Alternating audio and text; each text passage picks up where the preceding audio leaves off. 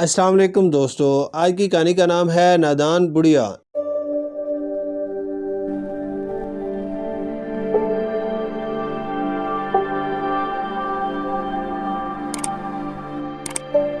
جنگل کے کنارے جھونپڑی میں ایک بڑھیا بالکل اکیلی رہتی تھی۔ وہ گزر بسر کے لیے جنگلی پھل کھاتی اور قریب ہی بہتی ندی کا پانی اور اس کی مچھلیاں بھی استعمال کرتی تھی۔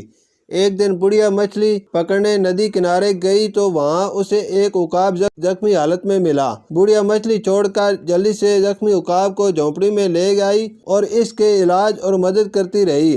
مرہم پٹی کے بعد بڑھیا نے اسے آرام سے گھاس بھوس پر لٹا دیا۔ کچھ دن بعد عقاب بالکل ٹھیک ہو گیا۔ اس نے اڑان بھری اور یہ جا وہ جا، لیکن کچھ دیر بعد آ کر بڑھیا کے پاس بیٹھ گیا اور احسان مند نظروں سے اسے دیکھنے لگا، جیسے وہ اپنی زندگی بچانے پر بڑھیا کا شکر ادا کر رہا ہو۔ بڑھیا اس وقت مچھلیاں پکڑنے جا رہی تھی۔ چلتے چلتے بڑھیا کی نظر عقاب کے ناخنوں پر پڑی تو وہ رک گئی اور خود سے کہا، او یہ تو اتنے لمبے ناخنوں کی وجہ سے کچھ بھی نہیں کھا سکتا، ایسے تو یہ بھوکا مر جائے گا۔ یہ سوچ کر بڑھیا نے جھٹ عقاب کو پکڑا اور گھرانتی کے ایک بار سے عقاب کے ناخن پنجوں سمیت کاٹ لیے اور مچھلی پکڑنے چل پڑی۔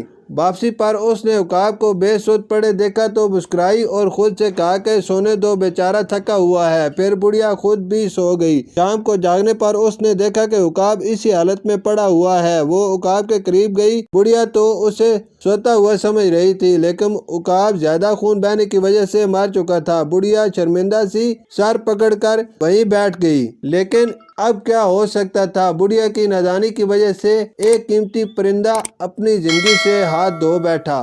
شکریہ۔